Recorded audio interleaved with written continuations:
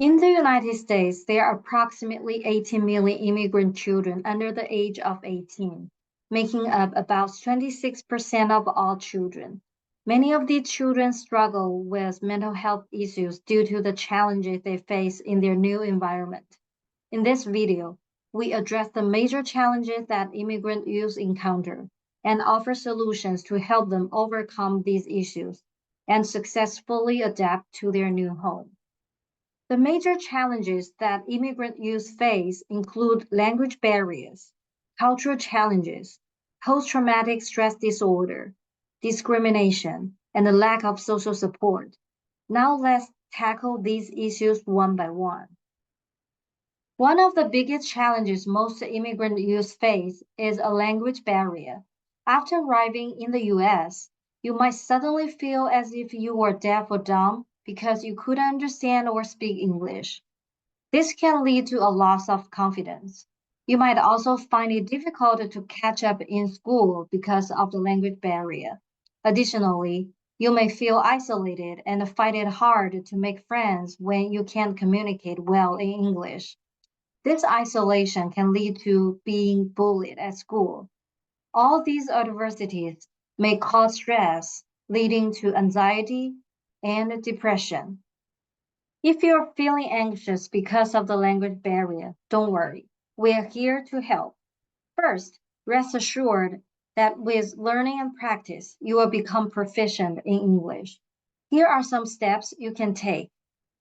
First, enroll in English classes provided by your school or community.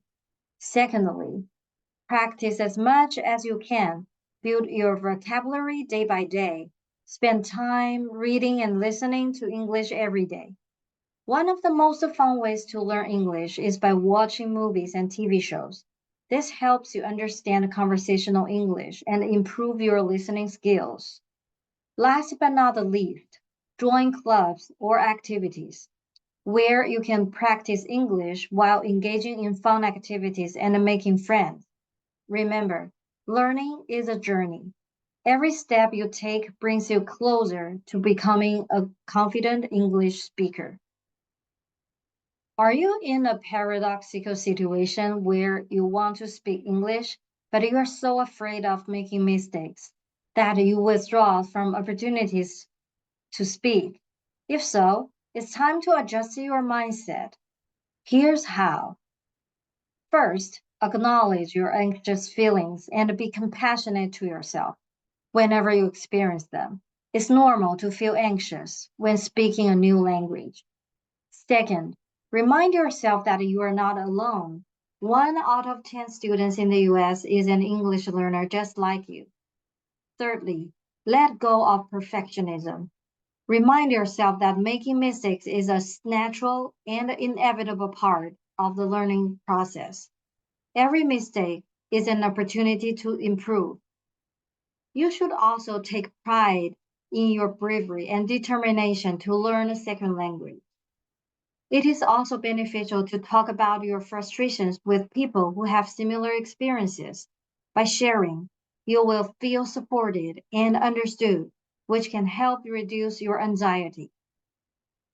Adjusting your mindset in these ways can help you join conversations and speak English in public.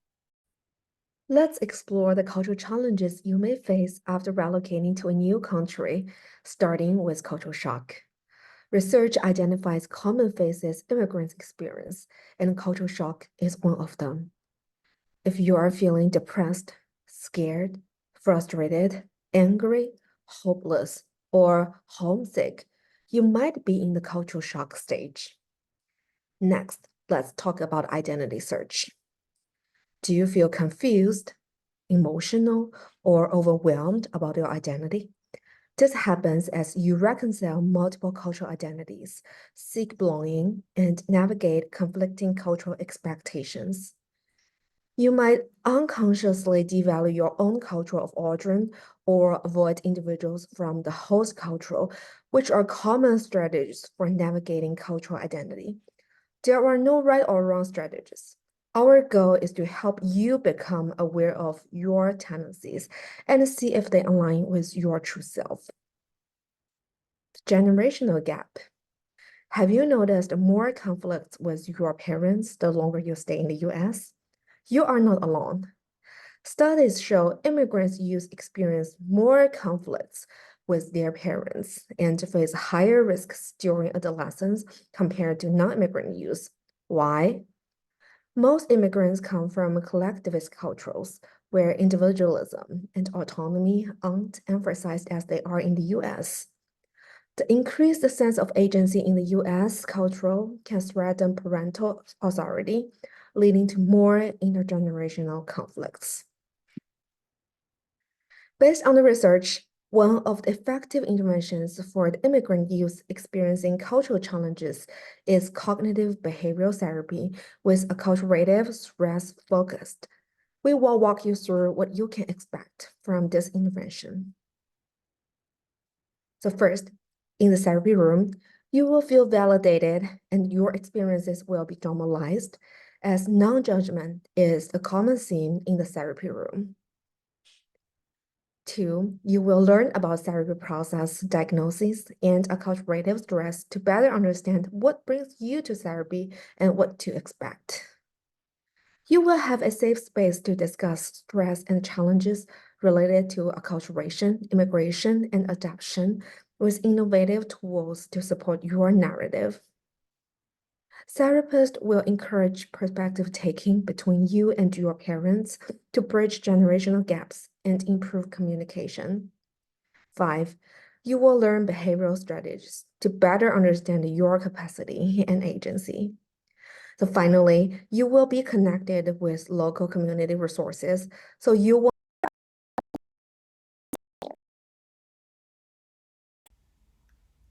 Do you feel like you're being treated differently because of your nationality, ethnicity, or accent?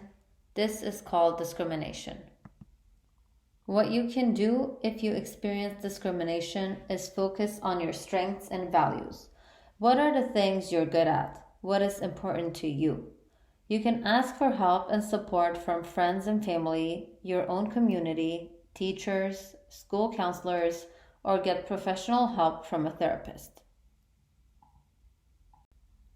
If you are experiencing symptoms such as dissociation, intrusive thoughts, hypervigilance, stress, sadness, tiredness, and lack of interest or motivation to do things, you might be struggling with PTSD or post traumatic stress disorder, anxiety, or depression.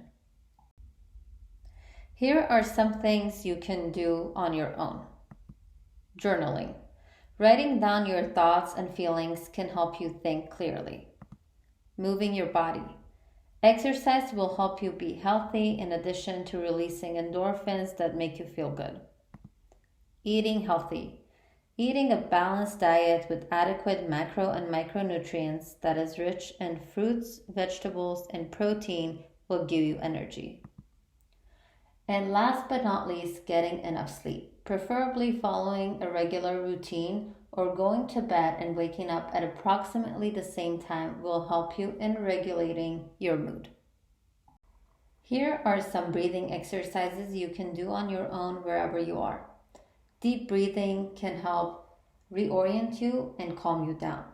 Simply take a deep breath through your nose and imagine pushing it all the way down your belly. Breathe out slowly and repeat. Another way to calm your nervous system, especially if you're feeling anxious or having a panic attack, is the physiological sigh. Take 2 quick inhales back to back through your nose. Exhale slowly through your mouth. Repeat this at least 4 times. Another way to relax your body is by performing a muscle relaxation protocol. Sit or lie down comfortably. Starting from your toes, squeeze and relax each muscle group. Move to your feet, squeeze and relax your calves and shins, thighs, glutes and pelvis, abdomen, chest and back, fingers, arms, shoulders, neck, and all the way up to your face and head. In addition to doing the exercises on your own, you can also get help from mental health professionals. First thing to know is that what you share with your therapist will remain confidential. There are only a few exceptions to confidentiality, which your therapist will share with you. Therapists can help you implement effective strategies. Some examples are exposure therapy, in which you will be slowly exposed to the thing you're afraid of with the help and support of your therapist, which will eventually help you overcome the fear. Cognitive restructuring is another way a therapist can help you identify your negative thought patterns and replace them with positive ones. After migrating to a new country, you might find yourself lacking social support. Can lead to feelings of loneliness and isolation, making it harder to deal with stresses of being an immigrant. Such stress can cause physical and psychological issues, as well as emotional and behavior problems like loss of confidence, anxiety, and substance abuse. You can get social support through following ways. First, utilize the social support services provided by school. Second, at the beginning stage after you move to US, it will be easier for you to make friends with someone who speaks your native language. At last, on the federal government website, there is a social support resources list where you can find all kinds of social support services information. Thank you for watching. We hope you will find this video helpful. If so, please share this video with other immigrant youth who are still struggling.